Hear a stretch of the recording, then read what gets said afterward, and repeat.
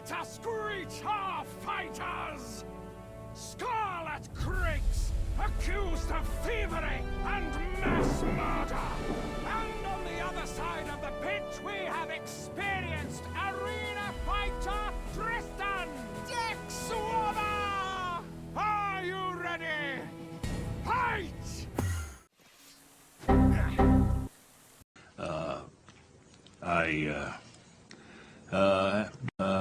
Of Ash&Steel is not a very good game at its current state. I originally played this game's demo during Steam NextFests, and while I noted a lot of problems, I liked it enough to make a video recommending it. Out of most demos back then, it felt the most complete, which was honestly true, and that's because the release date was just a month later. Unsurprisingly, the demo was full of bugs and performance issues, but it was interesting enough and filled with that gothic era junkiness that I decided to get the full game and do a review. As you can imagine from the title of this video, things did not improve in the full version. So why is that? Your forehead has worse things to worry about with your nose so high in the air. Well, the bugs that were in the demo were just a beginning. If you dig enough, you will see that this is the studio's first game, made in Unreal Engine and on a rather strict budget. Yes, the game's release did get delayed a few times, but even this version feels more like early access than a full game.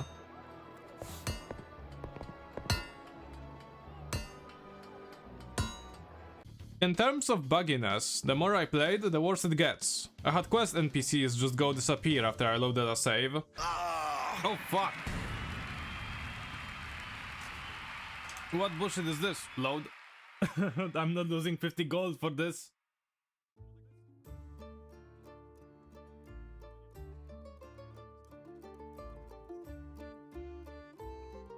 They're gonna get worse, don't worry.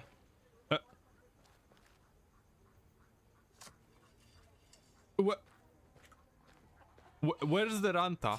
I've had terrible performance issues attributed to memory leaks, and I've even noticed that the game's process still works in the background after quitting it. Sometimes the game would just not load. Some reviews are even noting items missing and quests completely bugging out. Which for me hasn't happened, but I'm not playing more to find out. Wow. Gross. I personally did get softlocked during the arena fights. A thing that really annoyed me because the arena has an entire system which could help me grind gold and experience. It's something that the developers need to patch for me to progress, which isn't happening very soon. But the bugs, glitches and softlocks are something that can be fixed. What cannot be fixed is the world design and direction. There's no map, so you have to rely on road signs and landmarks to get to the places you want to explore. But they are very scarce, if not non-existent. Most of the time you will be sitting in the forest where there are multiple roads leading anywhere. With some hours you can get a decent lay of the land, but it will stay confusing for a long time. Many games have ways to keep players from getting lost. Elden Ring has a map that you have to acquire, but even without it you can't really get lost in that game. With so many places, so many things you can clearly see kilometers away, even in the fog, your mind can passively understand where in the world your character is placed. How do you differ one zone from another in this game when there's a massive lack of any unique elements? I know this game doesn't have an earth tree, but it apparently has a volcano, therefore there should be a mountain. And the city too, but can you see them from anywhere? I don't think so. It's not helped by the fact that there is this constant thick fog that acts as a very abrupt transition between day and night. Therefore what's left is the quest NPCs giving you directions, but even those rarely work. In fact, the NPCs are more inclined to tell you their whole backstory rather than give any proper directions. And if they do give you some pointers, they are either very vague or rely on information you might not even know at the moment. Like using another location you haven't even seen as a guide.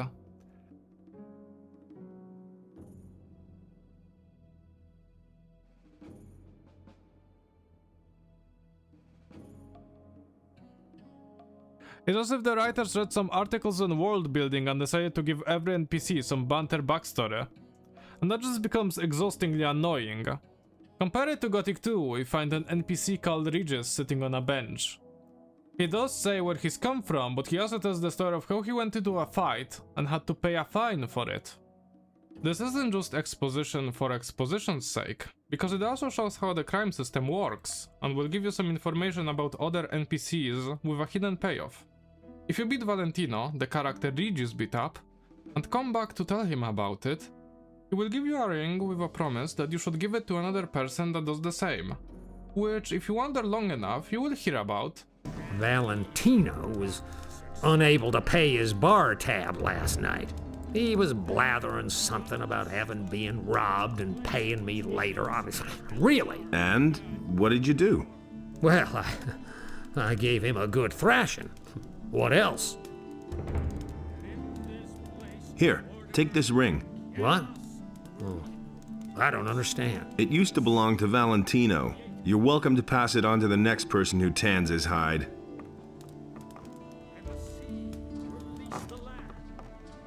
Hey! This is not a quest. It doesn't have any notes in the journal, it's just something that you can do, and act based on trivia you've learned to gain something from it. Valentino, the handsome, bon vivant, and poor in care.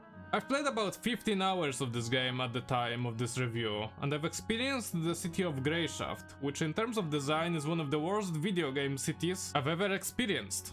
The best thing I can say about it is that the way to get into the city is interesting. You could pay the guards, sadly there are no other checks here, but you could also look around and find vines which you could climb if you have the dexterity. Or look through the water side and find entrance to the sewers. Bash through the doors with strength instead. This is where my positives end, as the city ends up being just corridors upon corridors of unrecognizable streets and blocks. There's no district nameplates or anything, shops are thrown around random corners. And the quests, oh boy. We'll get to them later, but as for the city, the question becomes how do you find your way in it? Well, the developers don't know either, but they must have recognized this as a problem in some way. Because if you look back to the main gate, you will find a guide there. What could you ask the guide? Well, can he take you to the harbor? Why to the harbor exactly? Because the fucking main quest tells you to go there. And no, there are no other guides. There's only this one random guy. He's the only one. And he's doing such a shitty job too. You could imagine city guides giving you a lot of trivia and information. You could ask them a lot. Not this guy. You could be a proper guide and tell me a bit about What's there to see in your city anyway? My executions, chap. They're quite the sight. A living man walks out onto the scaffold, then they carry him off dead. Gone in a flash. Watching can leave you breathless.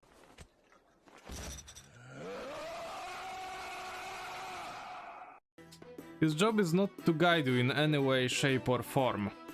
You just follow him through all those random corridors until you reach the harbor. And the funniest shit is, you don't even know exactly where in harbor to go. I know it's all about exploration, but thinking logically, you should have some guidance. But no, the guy just fucks off. Forever. You will never see him again. Coming to the quests, most of them end up being just fetch quests that subvert your expectations into being longer fetch quests. They all just build up into finding a needle in a haystack kind of thing. And that's not even talking about how buggy it is to talk with the merchants in there. Every single merchant has a shop, right? Well, they might not even be in that shop. They might be upstairs, doing God knows what. And I'm not allowed there, so returning quests or trading just becomes frustrating over time. The worst part is when it looks like the shop is open, but it isn't, so the trader will end up telling you to fuck off. If they don't want me there, maybe they should have locked the doors. From what I understand, this shouldn't be happening. And it's a possibility that NPC schedules become broken over time, which might explain those occurrences even happening. But that leaves the question on how the fuck did this get through playtesting? Aside from that, this game is fitted with lackluster design mechanics like the stealth and crime system. When sneaking, you can't pick or grab anything, which defeats the point of the mechanic. And right after you steal something, the guards automatically somehow know when you stole it. I stole something from the smugglers in some godforsaken cove, and they didn't even react. I thought I was fine, but 20 minutes later I have guards on my ass. And I only have two options here, pay or not pay. There's not even a fucking jail option, and the city has jails. I haven't reached far enough to know how well the lockpicking and pickpocketing options work, but I don't think they'll work that well either.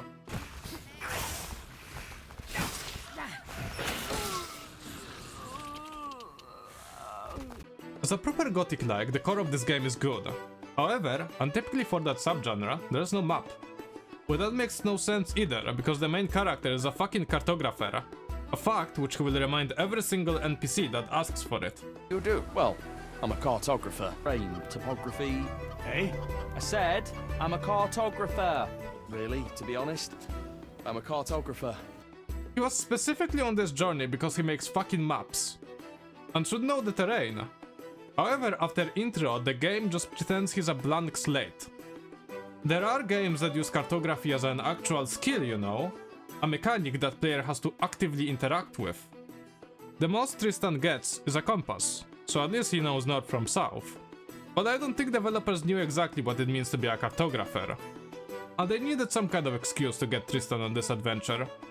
I know it's a zero to hero kind of story, but Tristan should have some unique trait with map making. And even if he's not a cartographer, it would still be fine if the game could give you a map. Like when you reach the city, for example. In typical Gothics, you could find an actual cartographer and buy or steal a map from them. And there would be even detailed maps, like the map of the city of Korinis. My name is Brahim. I draw maps and sell them. Since you're new here, maybe you could use a map of the city? It's quite affordable, and very useful until you know your way around. Show me your map. Why haven't I heard about this before? Nothing surprises me anymore. You listen to Come back more and- people.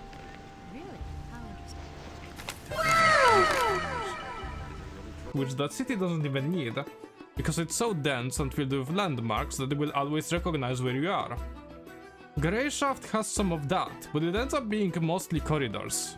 And as it turns out, it has no real map, and no districts that you could properly recognize. I have done so many loops around the city to get and deliver quests, and I'm still completely lost most of the time, to the point it becomes insufferable. Check the city of Korinis from Gothic 2 as an example.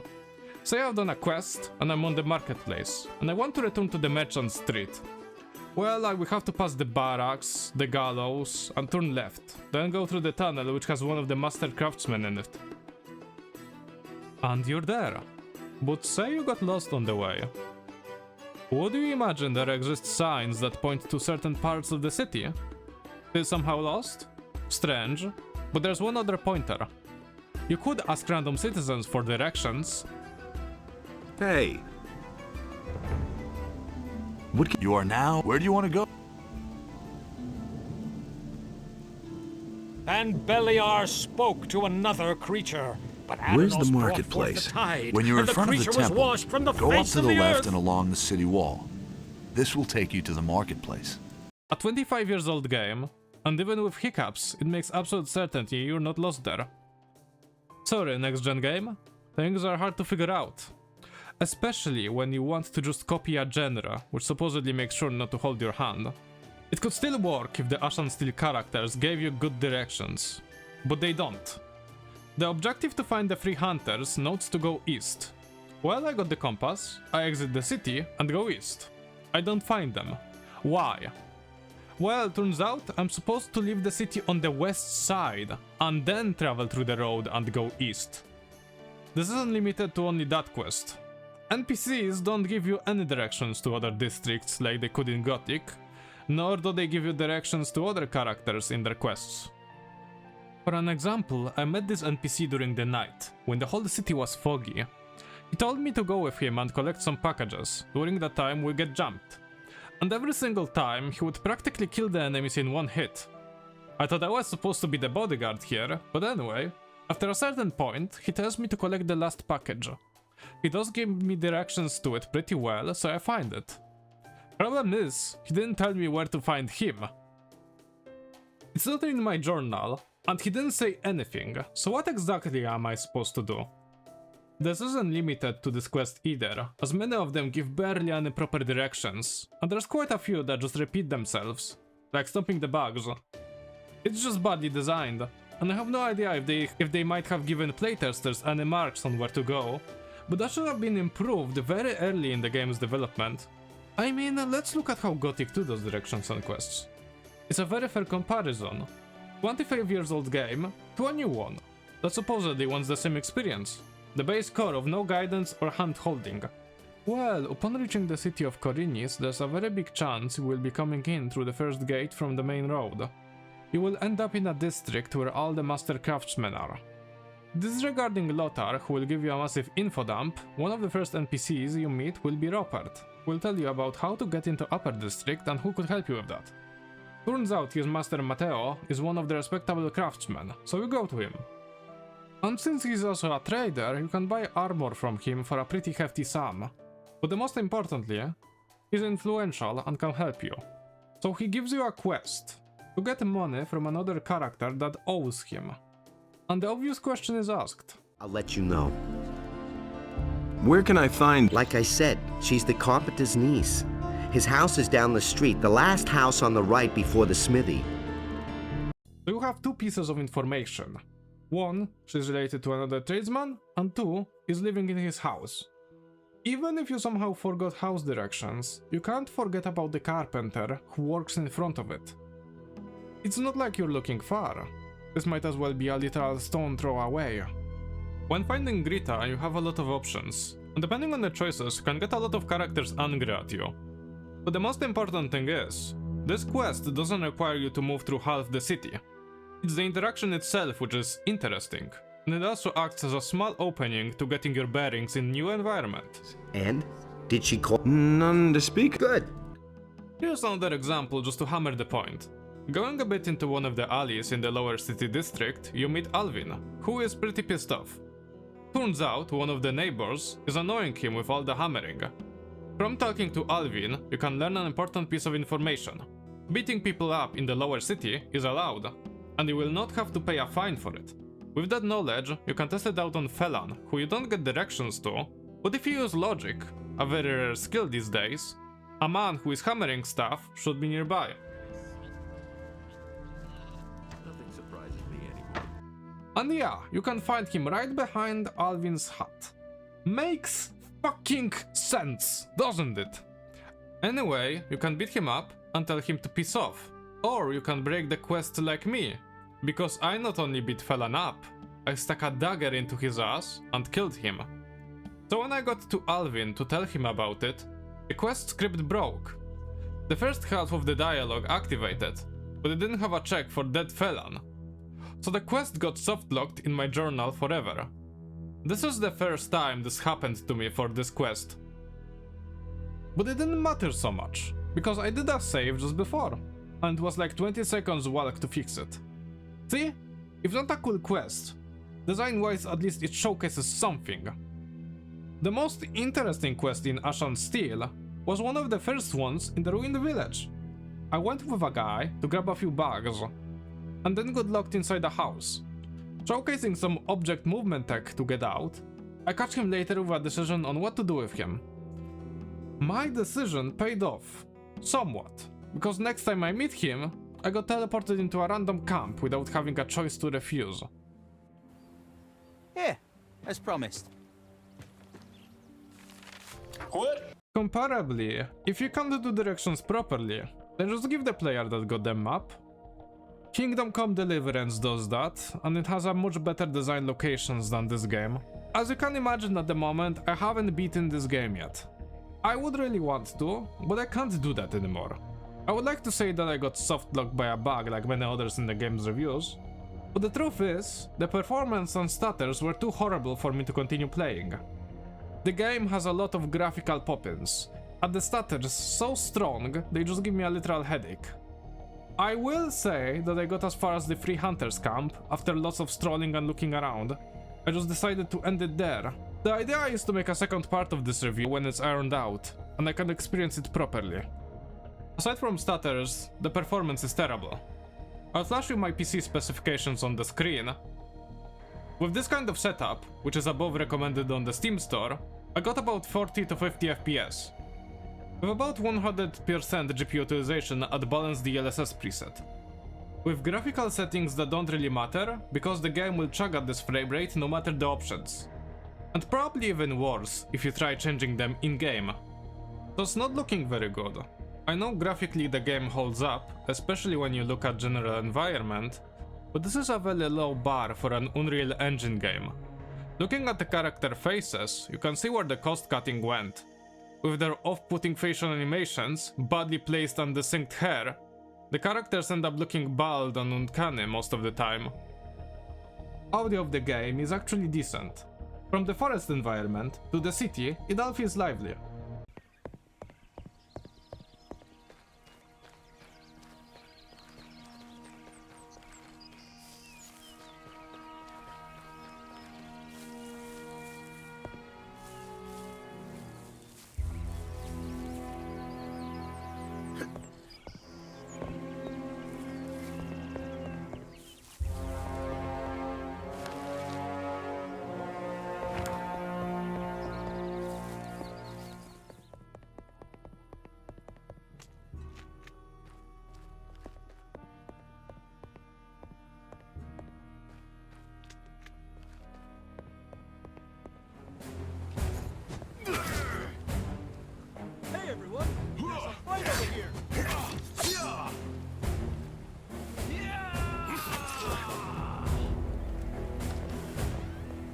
However, some NPCs just have this gothic-like conversation that again was pretty good there.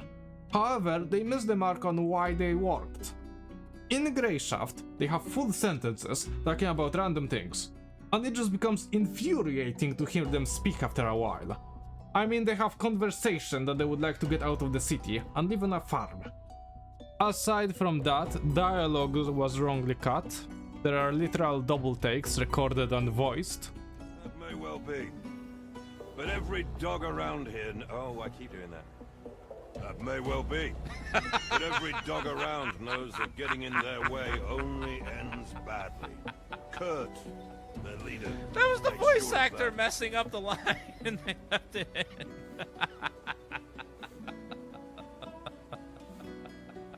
What the fuck is happening on that front? I have no idea. The original language of this game is Russian, so I imagine that one got better effort. But the English voice actors do make it work. They are not terrible. And it's not as bad as early Gothics. I'll break every bone in your body and bury you in the woods. No one will come looking for a drunk like you. Ah, it can't be hot to dirty my hands with you. I'm going home. Just quit hammering, okay? The music is also very reminiscent of the Gothic games. It at least tries to be as much. It uses similar instruments and even audio beats.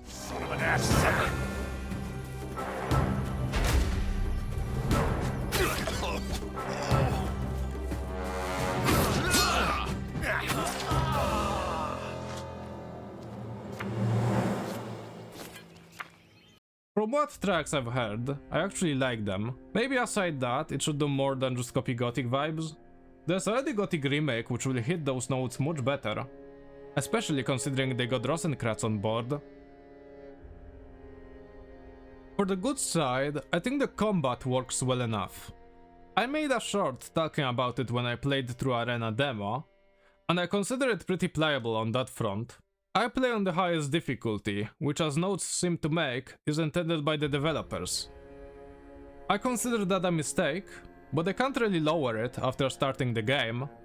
I can defeat a lot of enemies, and I try to focus on strength build, so my damage is fair, but the enemies end up dealing massive amounts of damage.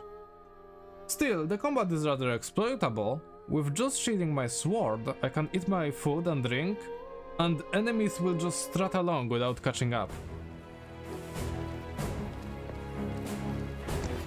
Don't come any closer. The skill system is also fine. Abilities will require you to meet specific attribute thresholds, and to learn them, a teacher is needed. Finding them is usually the biggest issue. On the bright side, it's nice how the game will give you attribute points for many things, not just level ups. The crafting system too is something that you can work with well to immerse yourself and create things to sell. It's mostly held back by how barren the world is. I mean, there's hardly anything to pick up from houses and ruins. It feels pretty empty. I didn't engage with this system fully, but I think it works. Main issue would be to find the merchants throughout the city who can specifically sell things to get both good coin and XP. At the current state of my playthrough, I can't play it more. I found 2 factions which I can join and walk through the world a lot to experience it. And even though the core of a gothic-like is pretty good here, I cannot, and I will not recommend it, because I think the game is not in its final release, and requires a lot of patching to be even in a playable state. So if you buy it, consider it being more early access. And even though the price isn't that big, I think you deserve a better and more polished game. Also, don't make excuses that it's Eurojunk and it should be that way. The truth is, despite all the bugginess, this game is just badly designed in world, character and quest standards. Despite that, I do like some parts of it.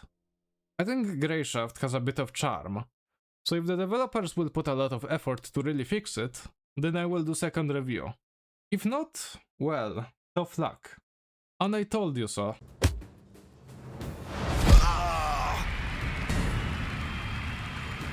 Aside from that, welcome to snow season. It's pretty cold out there, so I hope you are warm wherever you are. I originally intended to review another game, but ended up suffering from this one, so I had to let it out. This video ended up much longer than I expected, and this is my first truly written, voiced, and edited review. I will do more of those, but as a first review, I hope it at least did good enough. Looking at the Steam page, you can see a lot of negatives, at least at the current time. The developers promise fixes and updates, but only time will tell. So, until the time for another video comes, remember to subscribe, like, and if you've played this game, tell me in the comments, how do you feel about it? And how do you feel about gothic-likes and old-school RPGs in general? With that said, thank you all for watching, and I'll see you next time. See ya! Say your prayers.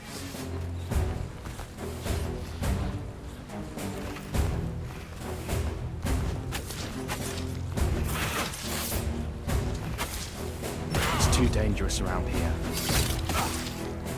It's too dangerous around here.